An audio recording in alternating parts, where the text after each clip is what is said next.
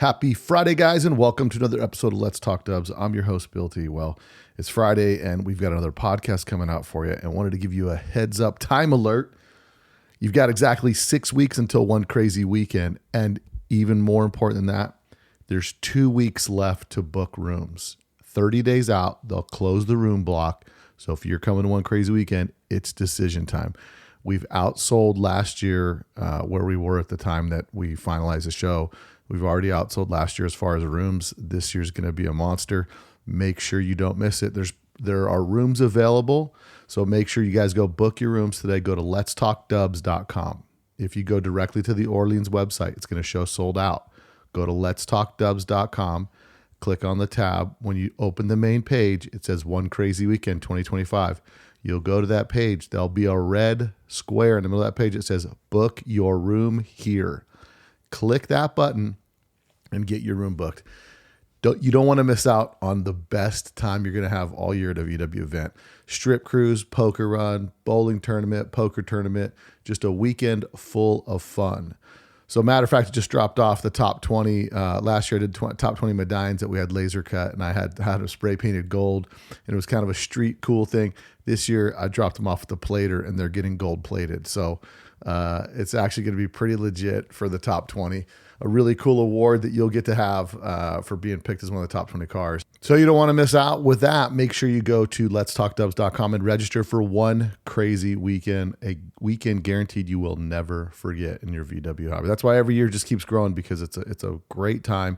It's a wonderful facility. It's no stress. You pull up for the weekend, you're in your Volkswagen truck, trailer, rig, all that stuff you got is secured in the hotel parking lot. You're not getting gouged for crazy parking fees or any of that kind of stuff. It's an off-strip property, so it's no stress, and it's a great time. So you don't want to miss out. Also, vendors, if you're wanting to vend at One Crazy Weekend, you can go and set up for a vendor space. Now, it is the top of the parking garage, so make sure whatever vehicle you bring in is less than 8 feet tall.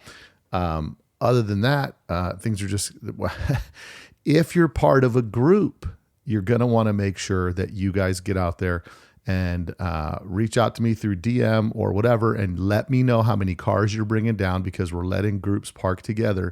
If you're a car club, or there's a bunch of guys, I know the guys from Salt Lake, hit me up. They've got 25 cars coming from Salt Lake City. So we've got plenty of space upstairs. We're trying to group everybody together, and this year is going to be reserved spaces for everyone. So make sure you let me know in advance through DM, through Messenger, through however you got. There's 9 ways to get in touch with me. You can let me know, hey, Bill, this is our group. This is how many spaces we need. And make sure you let me know in advance, and everybody pre-registers for the show, so we can get your guys' spaces reserved and set up so that you guys are all parking together. Because over the weekend, you're in and out of the parking lot, and we want to make sure that your base camp, your space that you're going to be in, is secured and locked in. So you'll want to do that. Head on over to letstalkdubs.com for more information. Now, let's not forget about our sponsors, Sewfine Interiors, Profix, West Coast Metric, Spikes Vintage Restoration, The Wagon, and Let's Talk Dubs are the official sponsors of the 80s Build Off. George T is letting everybody use their facilities so they can thrash these cars together. There's about a few days, about a week of build offs of some cars that are going to be happening over at George's shop before the event, and then a lot of other stuff happening. I know Tori's got a car being recreated by Steve Connect. It's called Aftershock, and it was a convertible that they started building in the 80s. It never got finished, that you will see debuted at One Crazy Weekend. So there's also some other people coming in from out of town. I'm confirmed with them. They've got some debut cars, but I think we've got Kid Dean coming out with another squareback. Hopefully that's going to make it to One Crazy Weekend, and just tons of other stuff happening. We might see my buddy Kenny Fitzer. Hopefully he gets his stuff finished up by the time we have One Crazy Weekend. But lots of cool stuff happening this year. So you guys make sure you support those that support Let's Talk Dubs. And so again, those sponsors are Profix, Sewfine, West Coast Metric, The Wagon, Spikes Vintage Restoration, and of course Let's Talk Dubs. So we're getting into it, guys. And, also the people that support Let's Talk Dubs, support them as well. VW Trends Magazine, go subscribe today. Latest issue just came out, so you guys don't miss one. Go subscribe at VWTrendsMagazine.com. Also, Ross Wolf, high-quality aftermarket parts built for enthusiasts, by enthusiasts, and Icon Pistons. If you're looking for the highest quality aftermarket pistons made for your Volkswagen, Icon pistons come in 85.5, 92, 90, and 94. So go check them out today. You can pick those up from our buddies over at Type E Motorsports. They're also available from CP Performance and Churco. So if you're looking for the highest quality aftermarket piston made specifically for Volkswagens, go get some Icon pistons. Now, this week's podcast, Sewfine Interiors, the name's familiar. They've been in the magazine since the 80s. Sewfine Interiors is based out of Denver, Colorado. They started in the early 80s, and the business was sold in the mid-90s to the current owners, and they've been going strong since then. Sewfine is known for some of the highest quality interior builds that you've seen on TV. That's right. Some of the stuff they've done for Kindig over there, they've done several cars for him. They've done all types of how-to interiors for the magazines over the years. And if you're looking for high quality, really, really nice stuff, check out Sewfine. They're super helpful over there. They'll walk you through the whole process.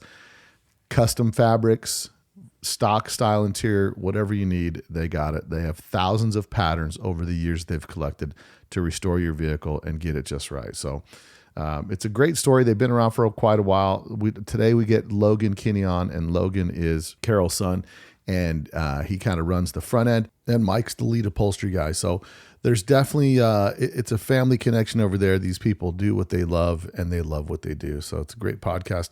You'll get to hear ask a lot of questions about if you have an interior done by them, kind of how to approach it and what's the best way to do it. Because I know we all have these ideas in our head, and we want to try to execute them as best as possible. So you get a lot of insight with that as to how to best work with them. And they actually go out of their way to find a lot of cool custom fabrics, man. So if you're working on anything from a vintage bug to a camper, early bay camper, even up to Westphalias, they do it all. So check them out at Sewfine. It's a good podcast. I know that you guys will definitely enjoy it. It's definitely informative for sure. So guys, let's get into it this week. Sewfine Interiors with Logan Kinney on Let's Talk Dubs. You probably don't know that there's a new Volkswagen out that doesn't look like a Volkswagen.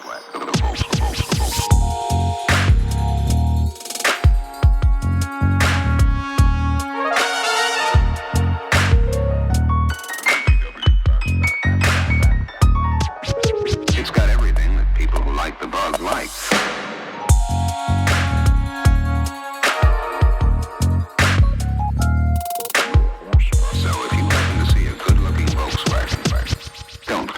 Okay, everybody. So on today's show, with our Volkswagens, we always do paint, suspension, all that stuff. And this is the first time I've had an interior guy on here. So on today's podcast, I've got Logan Kinney out of Denver, Colorado, and he's the operator of Sewfine Interiors. And Logan, welcome to the podcast. Hey, Bill, how you doing? Good. So I'm glad to get you on here. We've been working at this for quite a while to get you on and do a podcast. The way that we always start the podcast, typically, you obviously Sewfine Interiors has been around for quite a while, right? We've been around. Yes, it has. How many years has Sewfine been in business? I believe the official date is Sewfine, became an official company in 1983. Okay. So Sewfine's been doing it now for a little over 40 years. Right. Pretty much has lived almost the entirety of its life in the greater Denver area. Right. It was a little bit there in Amarillo, Texas, but pretty much its whole life has been spent here in Denver, Colorado.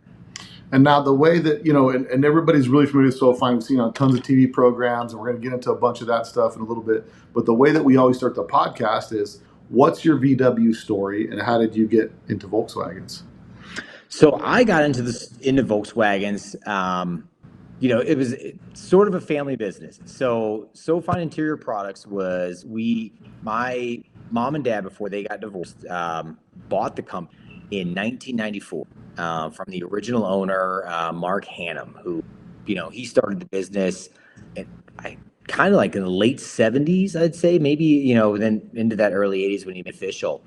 Just making car interiors for himself and some buddies. And, that kind of started to spider web out, and that spider web got bigger and bigger and bigger. He was doing interiors for until, that early 80s time frame. He had a business and a catalog and doing shows and, traveling the country and that kind of a thing. And, he built that business up, focused in on it big time for the entirety of that decade there. And then we bought it in the 90s. 1994, and we've owned it ever since. And mom is kind of looking to step back and retire and that kind of a thing. So I kind of stepped in at this point, probably now about 10 years ago myself. And so she's been slowly taking a back seat. She's just the way she's wired and built, kind of a thing. I don't think she can ever just not do anything kind of a person. So she still comes in and that kind of a thing, but it's, a couple hours here and there throughout the day. She says just enough to be annoying and that kind of job. But, so she's kind of stepped back, and, I've kind of stepped in. Now, what possessed them to buy an upholstery shop? Like, how did that whole thing come together? That is, so for as long as I've been alive, they have, in some way or another, have always been a small business owner. They've been reps for major lines of furniture companies, and we've owned Baskin Robbins, ice cream stores over the year.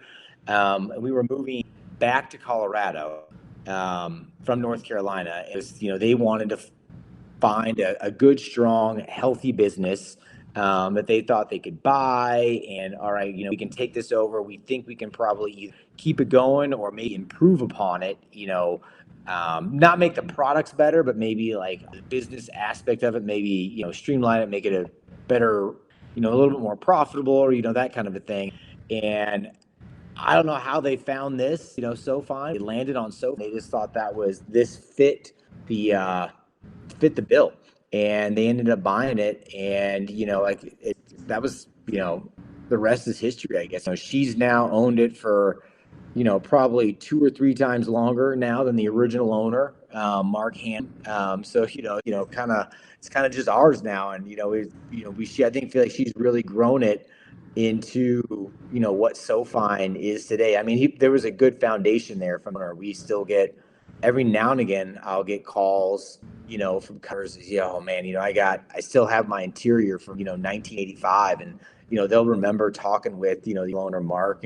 I'll have to probably do him and remind him of his name, but once, oh my God, yeah, I bought my interior from Mark back at 84, 85, or that kind of a thing. So it's kind of cool, because once we get a customer at Sewfine, and they see the level of quality and detail that we put into the product, and the customer service, servicing side of it on the back end. Once we capture that customer, they're pretty much going to be a Sewfine customer for as long as they're in the air cooled game, and restoring bugs or buses, Gias, or we rarely have a customer that's a one and done kind of. Well, you rarely find a Volkswagen guy that only or girl, that only has one Volkswagen.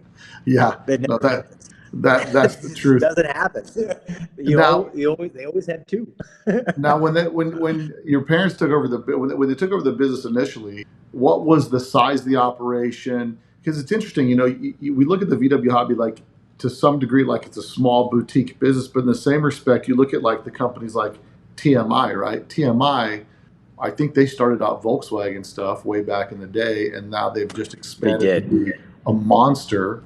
And when you came into when you guys came into Sewfine, about how big was the business with regards to employees and facility and stuff like that, and how have they grown it to where, or have they kind of kept it a niche business, or have they streamlined processes? What was the transition, and how'd that look? Because at the time you guys bought it, I think the Volkswagen scene was kind of on a little bit of a downturn, a little bit of a dip with respect to there was that transition between going from kind of the 80s, 90s look into maybe more of the resto custom type stuff.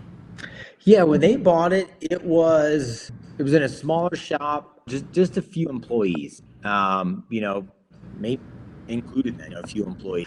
But God, it was actually through the 90s. I guess the mid, then into late 90s. We on our end, we kind of saw it pretty big, because there was a shop down in Colorado Springs whose name now escapes me. I think it was like Rocky Mountain Parts or something like Yeah, that. Rocky Mountain Motorworks. Yeah, something like that. They were wholesaling parts, kind of doing what MP does or West Coast Metro. I think their niche. He was really good about. I don't know how he did it, but he would track down just droves, of new old stock parts. Alternators that hadn't been, they were brand new in the box, from a parts counter from the 60s or 70s. We were doing stuff, making stuff for them, and the bug and the Gia scene in that time frame was out of control, busy. I think we would maybe do like one or two buses a year tops, and that would be a split window bus. Nobody in the when they first bought in like late 90s, I guess you'd even go to car shows, you'd see it too.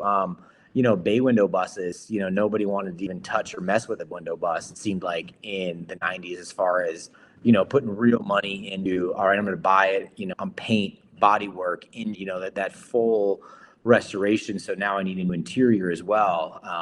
You see that at all with bay window buses. In those first 5, 6, 7, 8, 9 years of them owning the business, I would say it was dominated by bugs and Gias.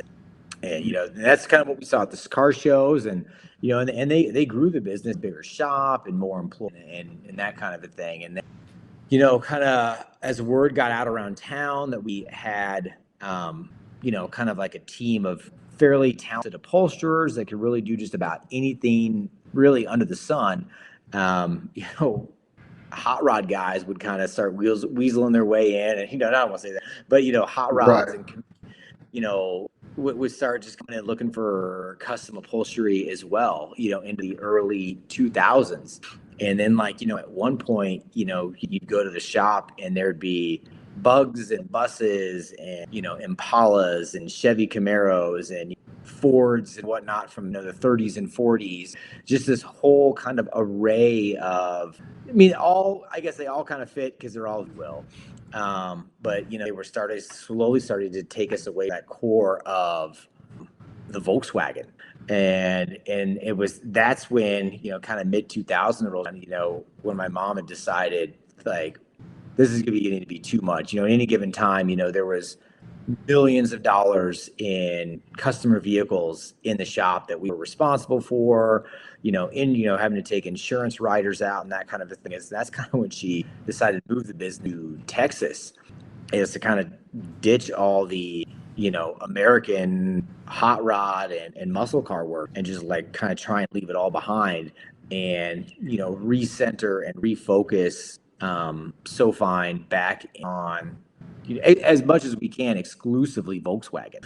And that's actually the time period where she started, because she started getting some calls and a few calls here and there, led to more and more about the Volkswagen Vanagon.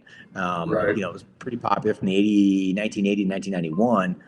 And they started, hitting up junkyards, all over the place, started pulling old Volkswagen Vanagons and that kind of a thing. And, and it was actually during that time period where they were like, all right, we got to refocus on Volkswagens again, that they were able to really develop the Vanagon side of the house, so that, we can service all of our awesome, Volkswagen customers now, whether they're 7 passengers or they're Westphalia versions.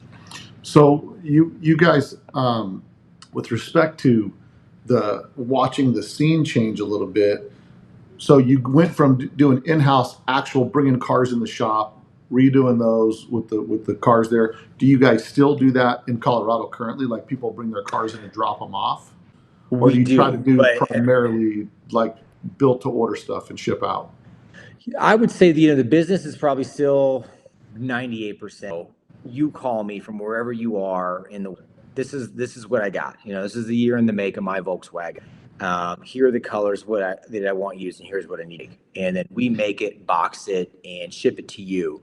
And you either do the DIY install, which I would say most of our customers are doing that, or you find a local upholstery shop to do that for you. As time goes on, though, so many of these upholsterers, and we hear it a lot from our customers, the the upholstery craft is an aging craft. Right. A lot of the professionals, and the craftsmen that do this, they're aging out and they're retiring. If you're in Southern Los Angeles, Las Vegas, Florida, you're probably fine. But that customer of ours in Illinois or Ohio, there might only be like a handful in the state or something like that. And, so we're getting more and more folks that are, more than willing to just, drop their vehicle on a trailer and send it to us. And then, we'll do the install, of, whatever they need done in our shop, and they put it back on a trailer and send it on back to them. Or they'll do this actually even more too. They'll, being able to take some of the build off their plate, they'll send us their seats and we'll upholster their seats in-house, box them, ship them back. So that's just at least one less thing for them to have to do on their end when it comes to the install. They have to worry about a few other little items, but at least the seats are taken. Yeah, and what do you see being the most popular? Because everything seems to go through trends. And then now, do you help manage the business, or do you actually do some of the upholstery yourself and things like that, or are you more on the management side of things? I will do cutting and stuff like that. I cannot sew to save my life, so Right. if I'm sewing, we're in trouble. But a lot of the stuff, I try and like be an assistant to the upholsterers in the back of the shop. So I'll cut carpet kits for them, installation, and various things like that I can easily I know I can do, and I'll cut that for it so that they can focus on the real detail and craftsman side of the work, sewing the seat covers up or door liner and that kind of a thing. But it's more of business management. Payroll gets run, bills get paid.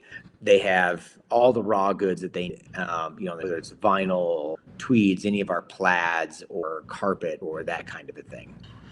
Interesting. And with respect to trends that you've seen happening, what have you seen with respect to different materials and stuff like that that's being used? Because what I've noticed over the past few years, when you start to see a lot of like the cars that Pitt builds and stuff like that, Lenny with West Coast Customs, that or West Coast Classics, that he has actually sold the company. Now they're up in Oregon, but a lot of kind of the original stock stuff. There's been kind of this pullback, and have you guys noticed it, or are you guys still doing a ton of custom stuff with respect to the interiors? We don't do a lot of like the wild custom stuff. Let's say, that people were doing 80s, early 90s, that kind of stuff. It seems like it's more like, oh God, like retro mods, right? So it's like you're picking your color and maybe some upholstery styles. But it's like an updated version of the original. Right. So it's like, I'm making you a pretty stock, let's say, seat cover in your color choice, but you don't like piping. So you want French seams on the edge, just a little bit nicer, a little bit classier detail on the seat. But it's still, if you don't know what you're looking at, you might not know that that's a non-stock item at that point. So it's subtle details like that people are changing, as opposed to, but we still do it, and we still do it a lot, but we just don't like a true like, all right, this is my bug. I'm going to do it exactly how I want. It's going to be custom as custom gets kind of. Now, you guys have been featured quite a bit in some of the magazines and some of the kind of high profile stuff. Now, talk to me about some of the custom jobs that you guys have been working with, and have you been sought out to do that, or are you guys pursuing it from a marketing standpoint, or is it kind of a 50-50 type thing? A lot of those we get sought out, sort of. Some of the builds that we've done for Empy, I would say it's a 50-50. Like we've, for their SEMA cars, for the one that we did, their GV bug, they sort of reached out to us, and we, we're more than happy to be a part of that bug, because that bug turned out amazing. And then their Porsche 915, this past SEMA, again, it was kind of 50-50. We kind of like, hey, what are we doing this year? What do you need done? That kind of a thing. And but for like Annie's VW, the bug that we did helped her out with. She kind of reached out to us, and we thought it would be a wonderful collaboration and partnership to work with her and, kind of help her with, her build and her, YouTube channel and account and that kind of a thing. And it was awesome. She was wonderful to work with. And it was just a great experience. Actually working with both her and Empy, kind of those, I would say, two custom builds that have like big holes now in the world. I mean, Empy as kind of a historical one, and Annie with her Instagram page and YouTube channel, kind of she's just kind of gotten huge. It seems like over the past couple of years in the Volkswagen world, and it was awesome experience. And now you saw a direct difference with like doing those jobs with people saying, "Hey, I saw this car over here. I saw you guys did this, and I'm interested in X, Y, and Z." Do you when you do something like that? Have you noticed a noticeable difference of people calling and referencing those particular cars that you guys have done? We do, yeah. Honestly, oddly enough, I would say with with both actually. Annie's VW, actually, we saw not a huge uptick, but a lot of people like, hey, I saw you, visibility on channel. Yeah, like I didn't, sometimes it was like, oh man, I didn't even know you existed until I saw you, until Annie was talking about you and that kind of a thing. So yeah, it's definitely helped. With visibility and that kind of a thing. Some of the videos that we did with her, had views in, well into the hundreds of thousands. And I'm sure some of those were, views and that kind of thing. But yeah, the exposure that we got from both of those was just. Now and you then guys also, oh, go ahead. I was gonna say you guys were also involved in some of the Dave Kindig stuff too, right? Yes. So we've done five actual TV. We started out with the black and white bus. It was a 66 bus. Some people might remember that, with an all red interior. That was amazing. That was super fun. And actually with that, he reached out to us for that one as well. Just, got a random phone call one day, and it was just like, hey, this is Dave Kindig with Kindig Design. And I answered the phone. I was like, oh my God, like this is amazing. So then, we kind of got brought in the first one on that. He took that to auction and sold for $302,000. I think that was like the top of the mark for. I know stateside, it's the highest, sales price of a split window bus, in probably North America. I think there's one or two that maybe have went to auction, over in Europe that might be slightly higher, but that might be one of the, highest price tags of a split window bus. And it was fun to be, work on that with him. And then that kind of opened the door to the other four projects. Five projects really. Four have been featured on those. This last one that is actually a convertible bug that is 62. That's for It's wife's, his, kind of home. it's his personal car, right? Yeah. Yes. Yeah. I saw it at SEMA last year with no interior in it. They were, and I was Yep. chatting for a minute, and I knew that it was going to you guys for upholstery, and and that's the thing. I know that you guys have done some pretty nice builds. I mean, I saw you guys did the double cab, I think, that he built, and then you did the head Mueller as well, and then the 23 window with that, right? So that you did the black and white bus, the head Mueller, and the 23 window owned by the same people. Same family, yes, yeah. Mm-hmm. And then you guys did the white and red. I think it was white and red double cab. Correct, yeah. And actually, in between there was also, so the gentleman bought that original 23 window bus. It was 66, if I remember right. 65 or 66. The 20. Well, that's the 21. The 23 would be 64 and earlier, so it'd be like a. Yeah. Oh, yeah. The one. He had bought a 66 bug. So yeah, I think it was a 6 because he bought a 66 bug for his daughter, and that was the very next one that we did. And when he bought that bug, he was like, "All right, as much as you can, make this bug look like the bus I just bought at the auction." So Dave did the rims, the chrome, the engine, all matching that bus, and so it was come time to do the interior.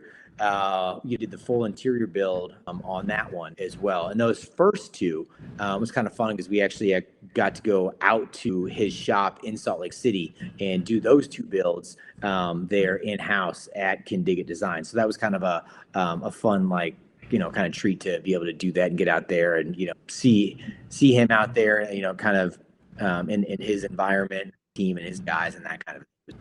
And then the other ones, we all did those in-house. And it was, oddly enough, when we were doing his double cab, we randomly had a longtime friend, longtime customer, just, one of those things, happenstance, pop into the shop, while we're filming. And Dave's there, camera crew's there. They just kind of organically strike up a conversation.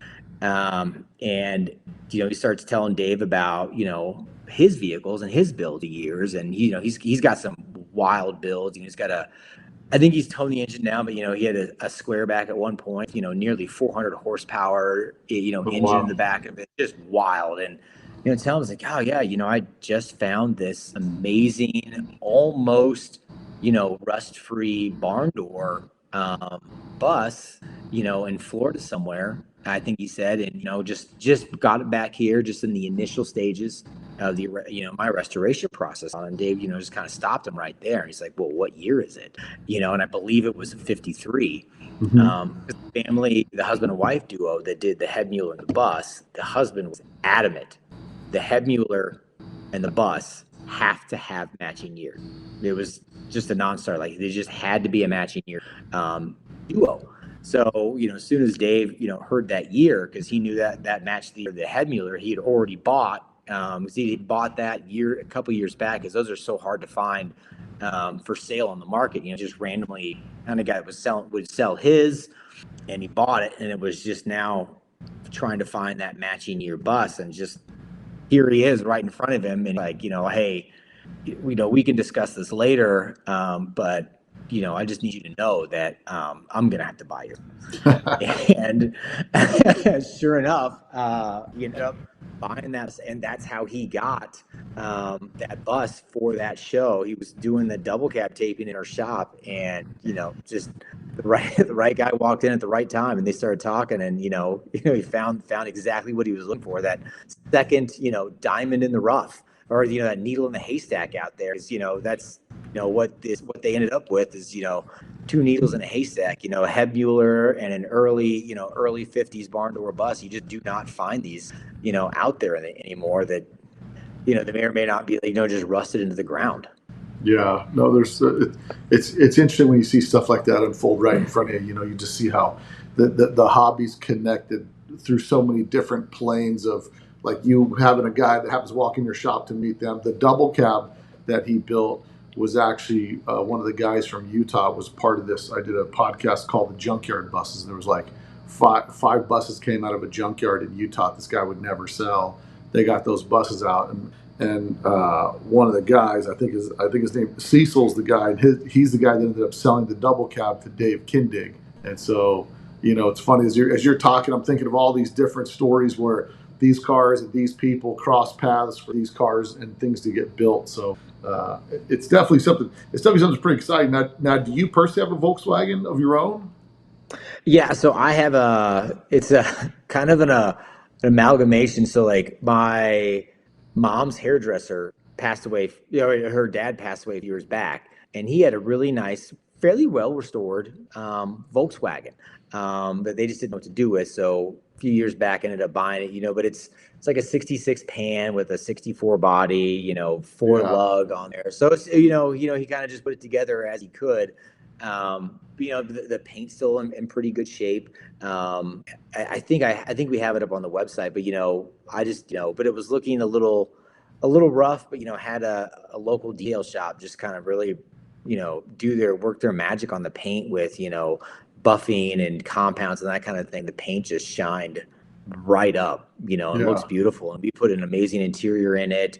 Got one of Empy's, before they were doing the turnkey blocks or turnkey engines, got their 916 blocks and carbs, and kind of built the engine, and beefed up the engine a lot and that kind of a thing. And so that's kind of like our little summer cruisers, our red and white 64. I call it a 64, even though its title's a 66, because that's what the VIN is. But I mean, unless you're looking at the paint, you never know what 66. Well, it's, yeah, there's always all kinds of interesting things Yeah. happening in the Volkswagen world.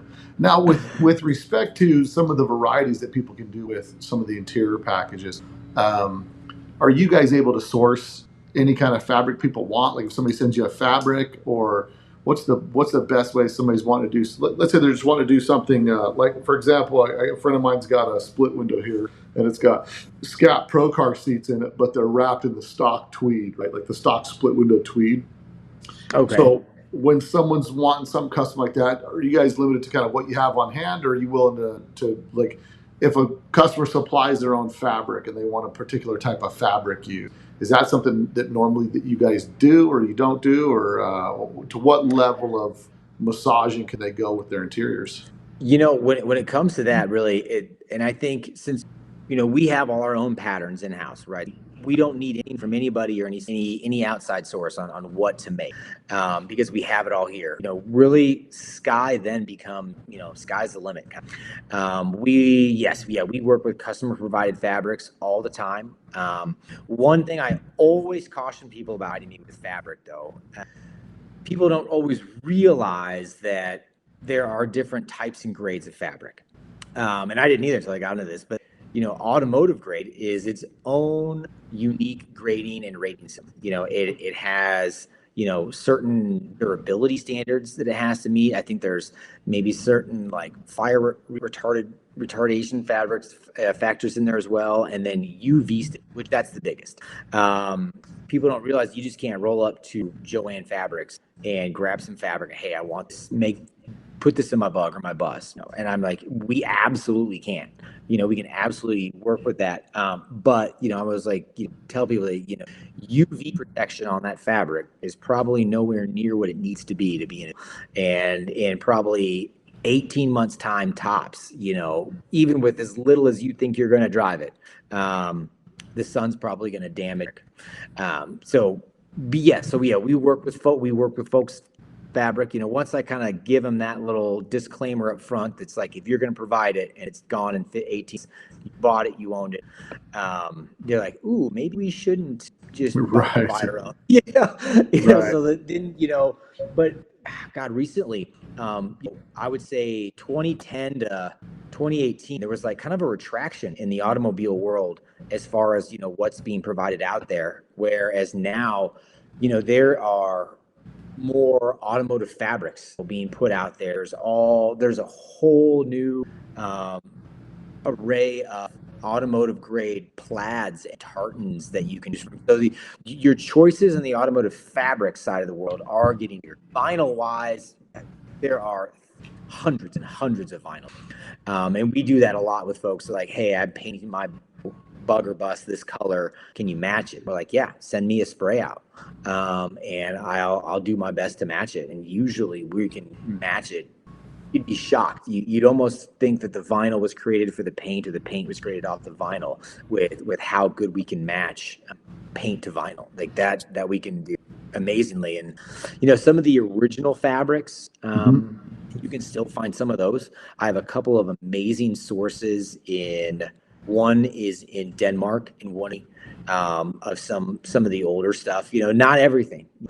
People, I think the Aero Papyrus, we get calls on that a lot because it's unique shiny blue with this textured vinyl, and like, do you have that? It's like, oh man, like that one's gone. Like that one's lost to the ages, unfortunately. I hate to break it to you. I mean, we found close facsimiles to that kind of stuff, but when that particular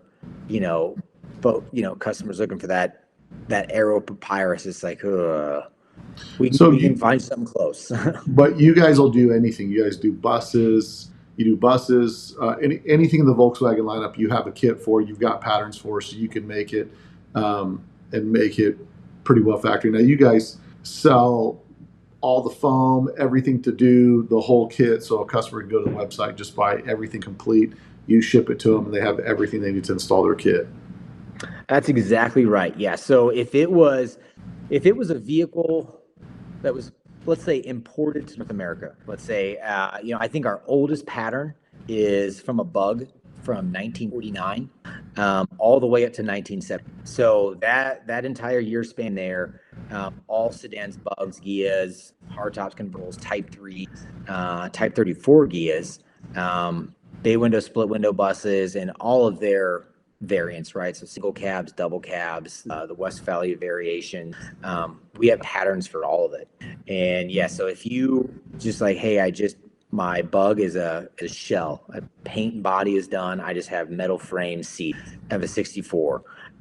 We can provide you with everything to go back inside that, whatever Volkswagen you had. Padding, install aids, seat covers, carpet, headliners, insulates, door panels, kind of custom wrap door handles, armrests, how you want to call those. We can pretty much do it all.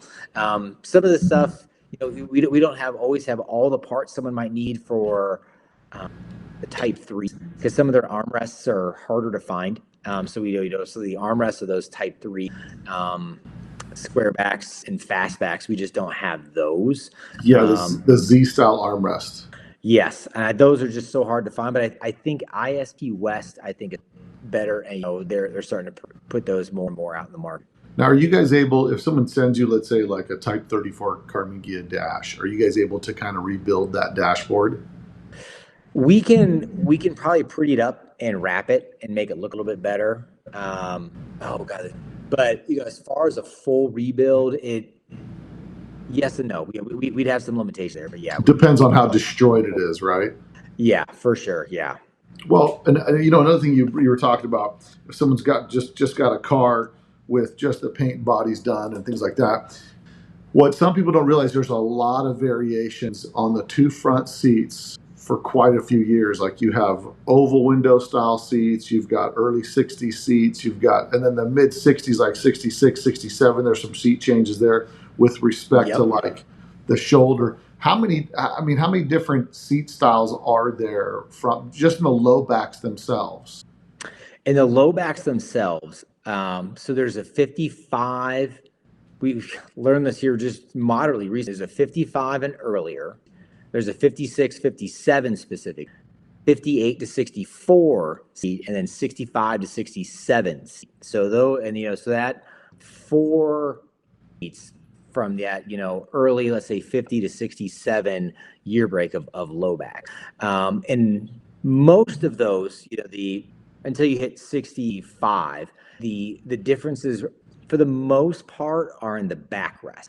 The seat bottoms are all pretty similar, but the backrests on those are all in the shoulder, the seats kind of shaped differently, the width and thickness, and the bar that you tuck your tails onto your backrest, they would change the height of that bar through those years, and I don't know why, but it's just like one's low, one's high, and and it's just like didn't seem to be any rhyme or reason to it. It's just like, oh, let's put this down 3. Nope, let's put it back up 3.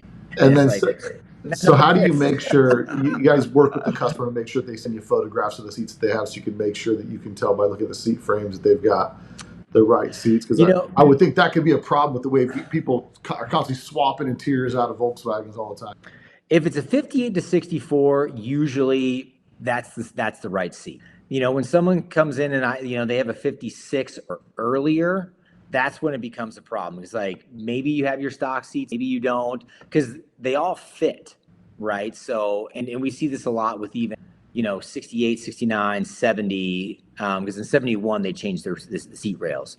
71, 72 is slightly different. So anything up to like 71, and a lot of those seats, like you just said, interchangeable. You can put a high back 69. I don't know why you would, but you could take that seat, kind of fit it in a 63, and vice versa.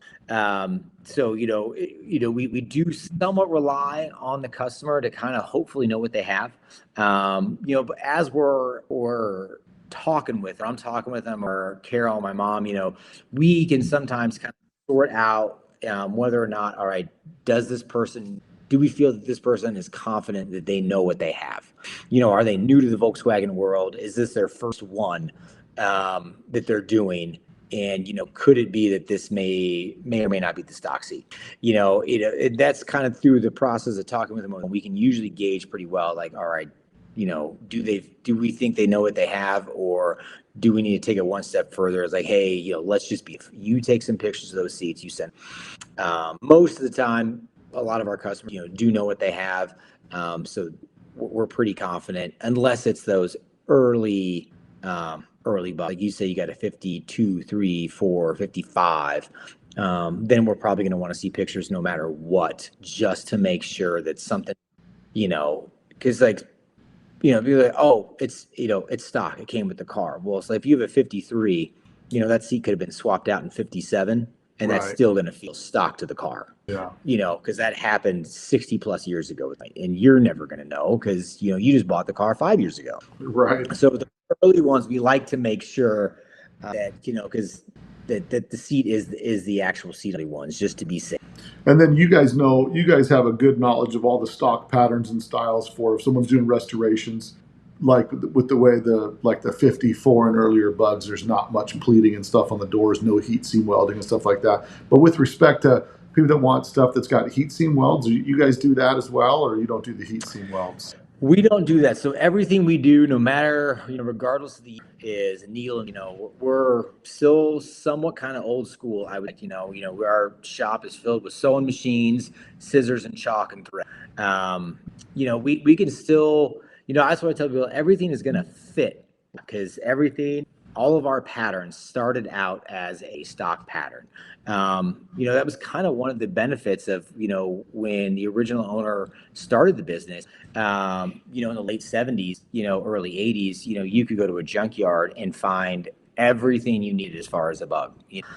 They were all there, easy to find, and no one cared, and they would, buy the parts out. Or, in all honesty, you could probably still, in some cases, just go to your local Volkswagen dealership and go to the parts counter and buy, in like 1979, like, hey, I need a brand new set of seat covers for my 72 bug, and they can probably get them for you. Really? So he started this business, the building the library of patterns. Not that I want to say it was easy, but as opposed to starting today, a lot easier then, because it was all there and probably still in pretty good shape. We start taking these headliners out of a 58 bug, maybe in the late 70s, early 80s. That headliner's probably still in good shape, that you're like, all right, I can, it's just not totally dry rotted and deteriorated from sitting in a junkyard for decades.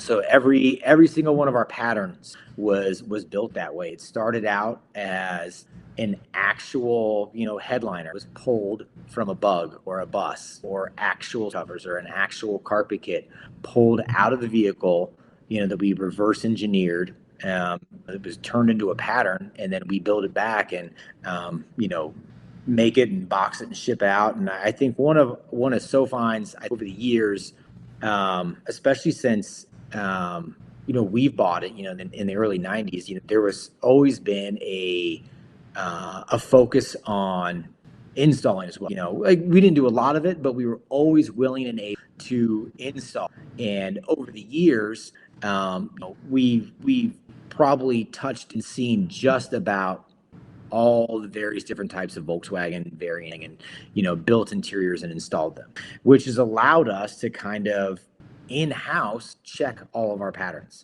So, we know that the 65 to 67 seat cover, we know it fits, because we've not only have we made it for years, but we've also installed it on seat covers, on actual seat frames, countless number of times over the decade. Same thing with the headliners. So it's been always a great way to check our patterns, because we're doing the instant. It's like, oh, this, and every now and again we find one like, wait, this isn't right.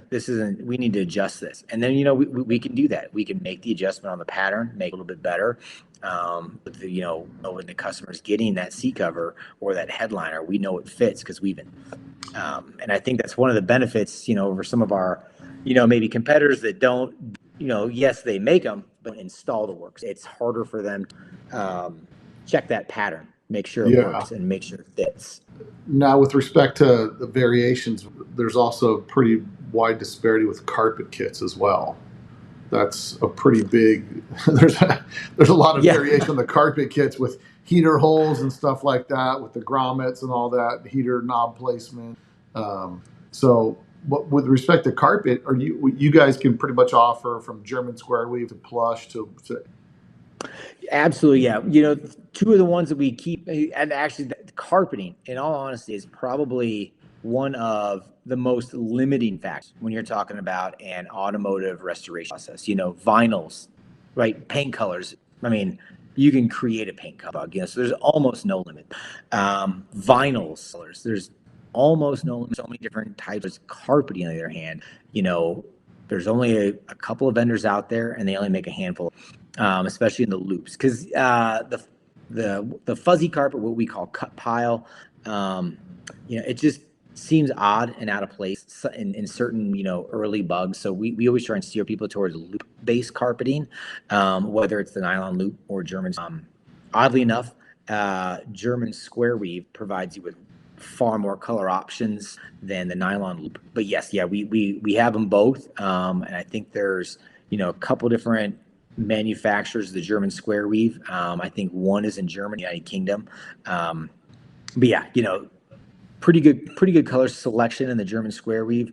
Nylon loop, you're kind of limited. Your basics: black, brown, red, blue, gray, oatmeal, and then that's about it on the carpeting side. But yeah, we like you said, and especially with we were talking about earlier, with restorations, we run into it a lot where, hey, I have a 63 bug on a 72 so now we have to go through and try and make a carpet kit fit that kind of bug that there was never a carpet kit like, so we kind of have to create that one on the fly for that one specific customer, and we do that a lot. Sometimes the pans just the pan's got to go. It didn't survive time.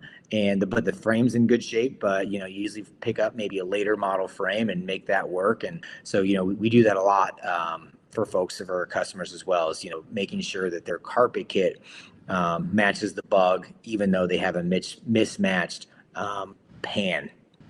Yeah, no, I think and one of the things that with the podcast is because there's a lot of people that listen to this that maybe haven't been in the hobby for a long time. And sometimes I try to bring to light some things they may want to check when they're kind of dealing with people, so that they avoid the sour grapes of, oh man, they sent me the wrong stuff, versus like, wait a second, your car's a little bit of a hodgepodge, because I see, we see it all the time, So, but what? So I know you're helping us with some of the cars for the One Crazy Weekend. You're helping Bob Daniel some of the stuff that he's doing on that. And yes, yeah. For my car in particular, I tracked down a pair of the J-Bugs door panels. That they're like a gray velour that has like a baby blue stripe and then like a pink. It's almost like a patent leather. And so I'm going to go to an upholstery shop today and just try to match the fabric. But if I contact you with the fabric and I need a headliner made for that bug, if I could say, hey, it's this brand of fabric and this automotive brand number, can you make me a headliner for that and ship it to me? That's something you guys can do pretty easy for. Oh, absolutely. Yeah. So yeah, if you roll down to your local upholstery shop, because your local automotive upholstery shop and us, most likely have access to all the same, because again, that's another one of those things. Here stateside, there's two main, maybe three main companies that supply all of it, and they supply an endless array of colors and textures and that kind of thing, where you would think that's like, oh my God, there's so many companies out there. It's like, well, no, it's only a few, but the breadth of their product catalogs is just enormous. But yeah, so yeah, we could probably track that down, probably pretty easily, and yeah, absolutely make a headliner for. So it'd probably make more sense, like if somebody's trying to match something, like that's what I'm trying to do because I'm recreating this '80s car, right? I mean, I've got old Wink mirrors and old GT steering wheels and stuff, and so that's what I'm going to try to do today is go to the upholstery shop and figure out what fabric, and then I'm going to reach out to you and say, hey, get me can you guys make me a headliner for this to match, so it's going to match the door panels, because the door panels I was lucky enough to find NOS, and now the only thing I got to track down is try to track down some of that patent leather that looks like that was on. I don't know if you remember seeing it, but it's almost like this a shiny strip of pink and like baby blue. So I don't. It looks like patent leather, like from the '80s, right? So I just got to try to track that stuff down. But yeah, so you guys are capable of, and that might make the most sense for people, right? Like they want to do something custom with you, but they want to touch and feel stuff, so they can head to their local upholstery shop and say, "Hey, it's brand X of this, and it's color 345 navy blue. Can you guys make it and manufacture that?" And that might be more effective than them buying the fabric, trying to ship it to you, doing all that stuff, versus like, they could go to their local upholstery place, match it up, and then contact you guys with the brand, type, and manufacture the upholstery material. This way they're making sure they're getting something for an exterior use, something that's designed for automotive, that's UV rated. Right.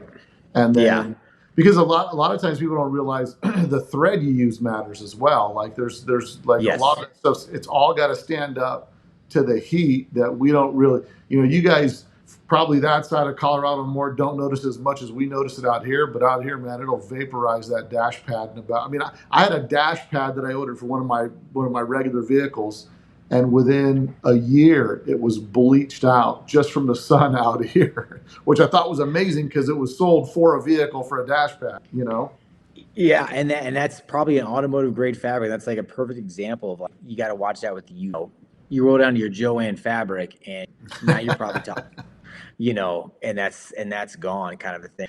But with what the amount of vinyls that we consider like kind of like stock vinyls that we always try and have on our shelves, or we have a local vendor that keeps them, that kind of a thing. So, like you were saying, being able to touch it and feel it, we are always more than willing and happy to send samples out, fabric samples, vinyl samples of any one of the plaids or vinyls or tweeds or some of the other automotive cloths that we've just started carrying out to folks so they can see it, touch it, feel it, put it up to their paint. All right, is this going to make sense with the paint color that I'm doing? And usually we're, with something that we kind of what we carry, can always find, that winning interior combination for our customers.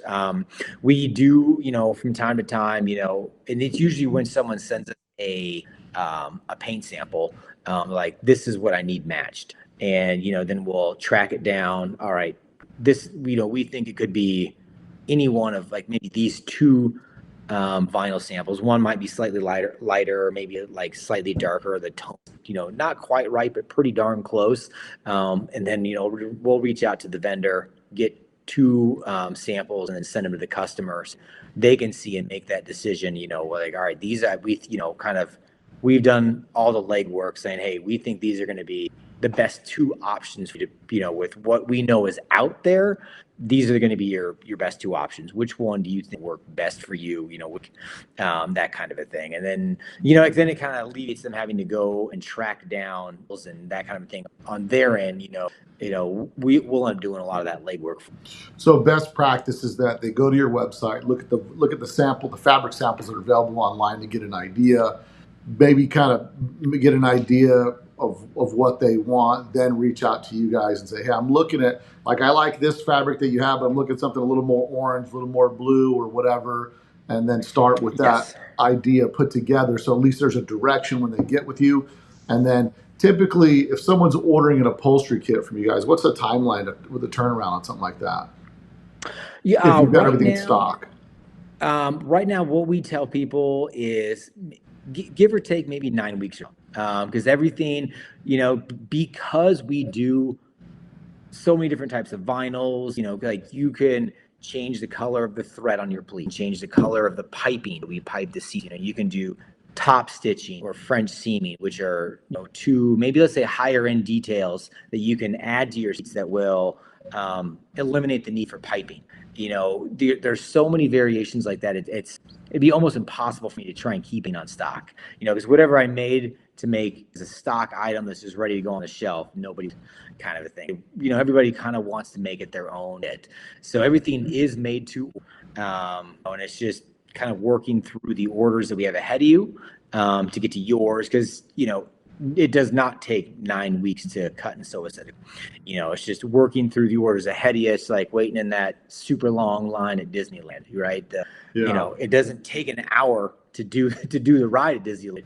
It takes you an hour to get to your place in line so that you to get on the ride, kind of a thing. And then once it's your turn, it's fast. But it's getting to that point. No, that's excellent. And then, I mean, again, the work that I've seen that you guys have done to produce is just really good quality, high quality work.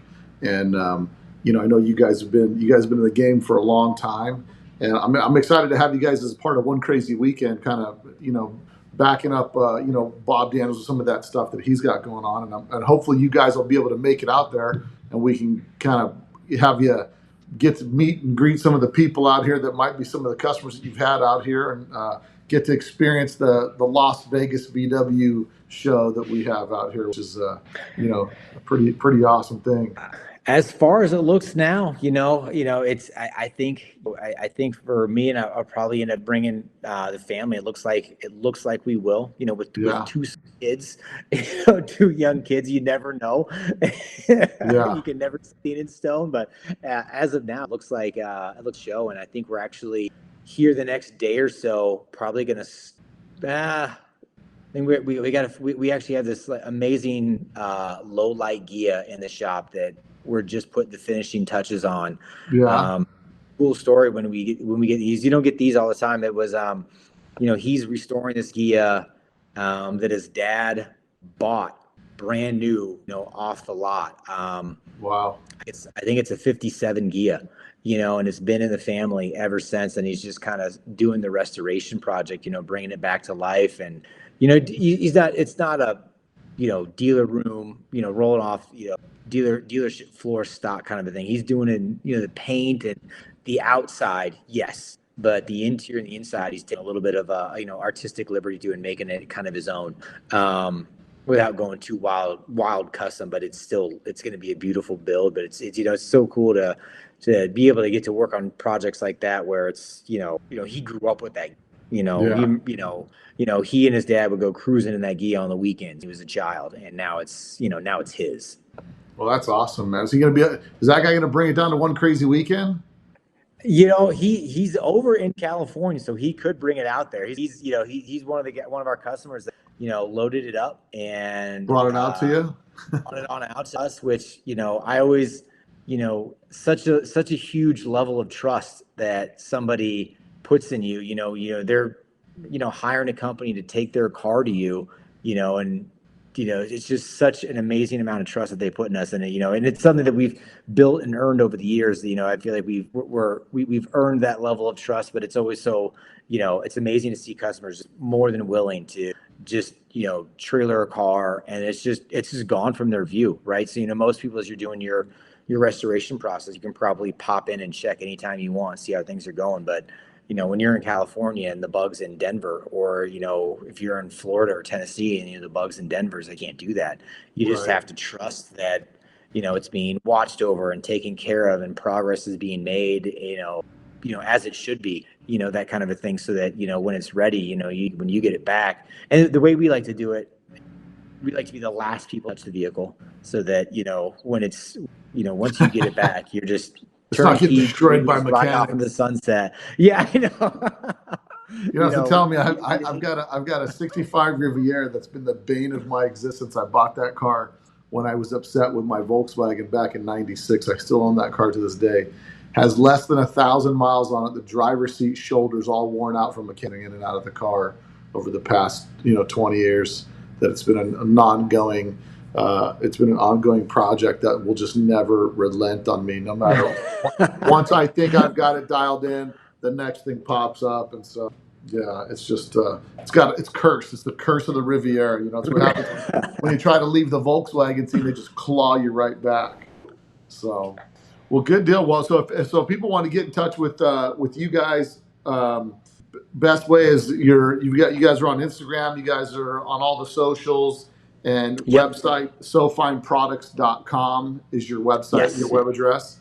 And who are they going to deal with when they call over there? Who are they typically going to deal with? So chances are, and I know some people, nobody I think when they start working with people that are involved in sales, I think, it's always like, oh, I want to stick with this person to make sure, person X, gets the commission off my sale or anything like that. That's not quite how Sewfine works. So, most of the time, if you call, you're going to get, like you said, the operator of the company. If you're lucky and you catch Carol in the office, you can talk with Carol. And then we have another employee, Stevie, who works up front with me. But any one of us, will answer the phone. Extremely knowledgeable.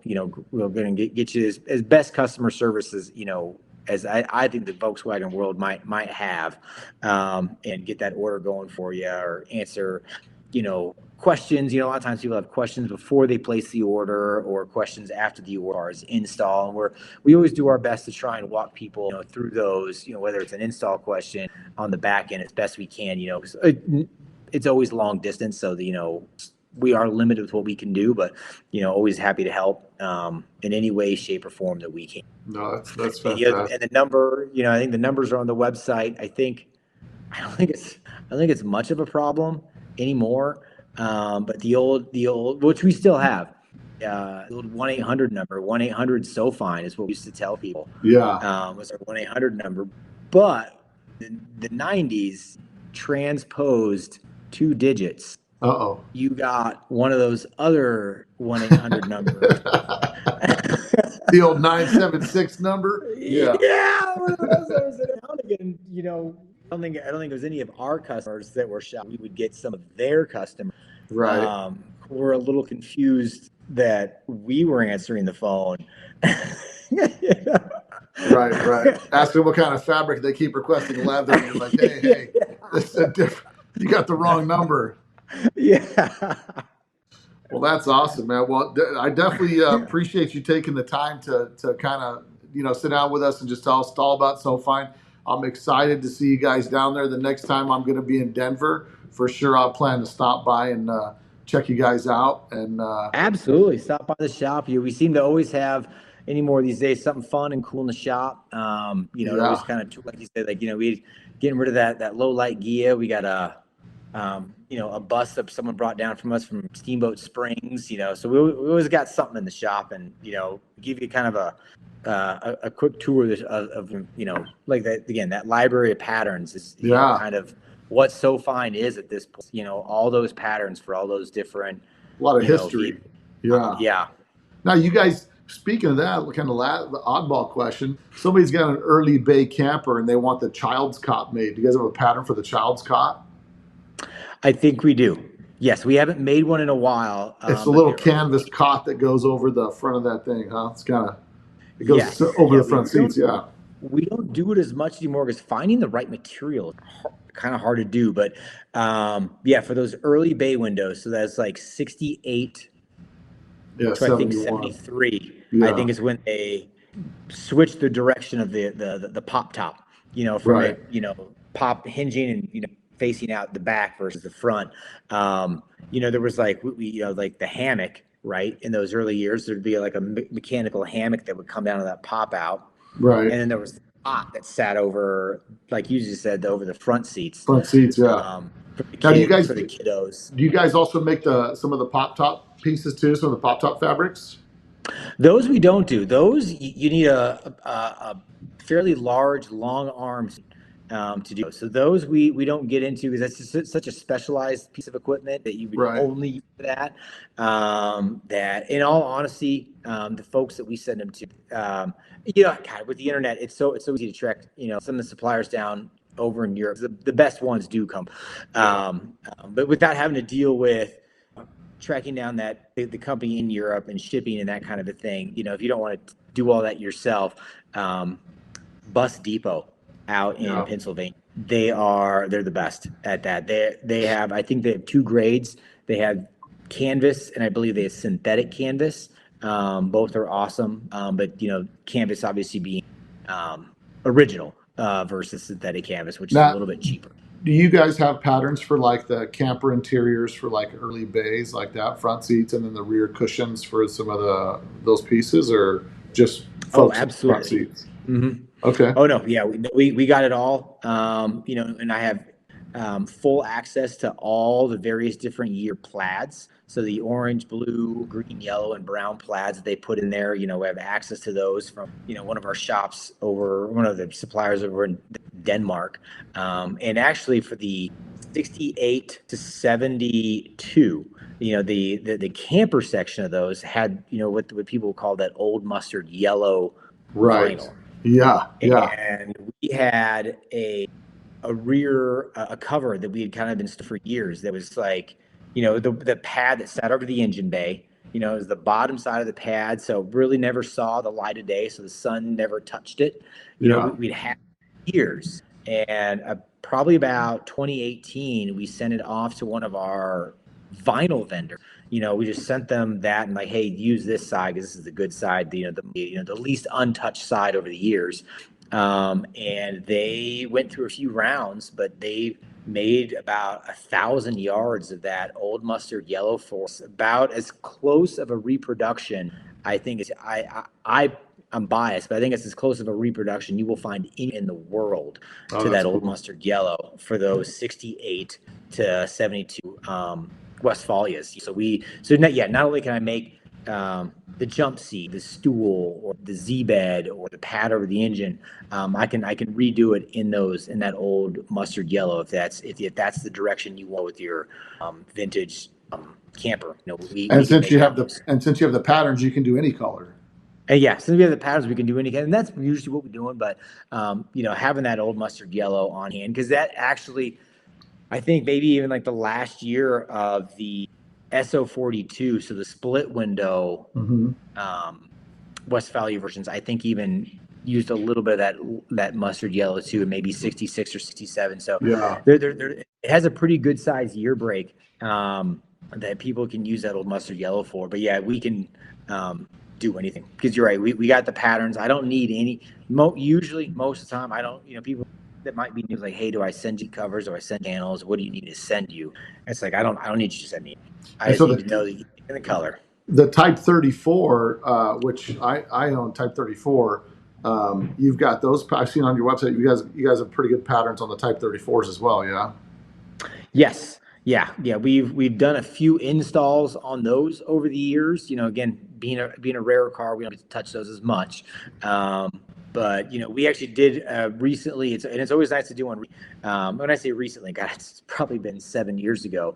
Right. We did a full interior restoration on a local customer that had a Type 34.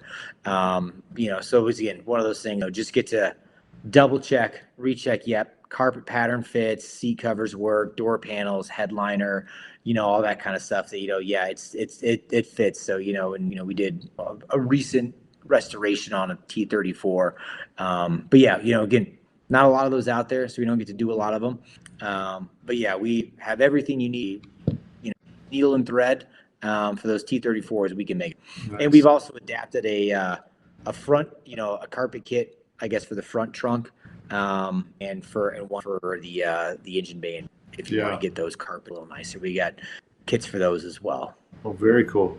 Well, man, Logan, I know you're super busy. It's always fun to try to get a hold of you.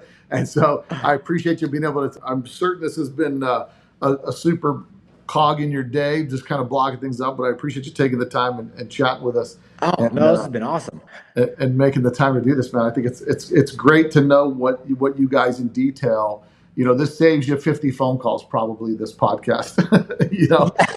Just go to the podcast. We'll explain it all. Giving people the insight as to kind of how to most effectively have you guys go through and help them restore their baby. You know what I mean? Like that's the thing. And there's got to be a level of satisfaction that you have when you're able to help somebody get their project to the point they want it. Oh yeah, absolutely. And or finding that color that they were like, oh, I'll never find that color. And you're like, we found it. It's never as hard as you think. It might seem a daunting task. Someone else out there that's not in the world, like, how am I going to do this? It's like, don't worry about it. You shouldn't. let me do it for you. Yeah. Yeah. Because No. it seems like a lot of work, but I have everything I need at my fingertips, at my hand for you. Yeah. Well, hey, I appreciate you coming on. Anybody needs upholstery, stuff like that, reach out, go to Sewfineproducts.com. Well, thanks for listening, and we appreciate your support at Let's Talk Dubs. I want to give a shout out to Chris Gardella for picking up some merch from the shop, and also appreciate all those that support Let's Talk Dubs. Don't forget, go on Apple Podcasts, give us a 5-star review, get a shout out on the podcast, and don't forget to go register for One Crazy Weekend. It is 6 weeks away, 2 weeks away till the room book is blocked, so I can't stress it enough, guys. Get out there, and you'll come out to the show and see the people from Sewfine. Check it out. Also, you'll see some of the cars that they had a hand in helping sponsor for this event. So until next week, guys, later. You probably don't know that there's a new Volkswagen out that doesn't look like a Volkswagen.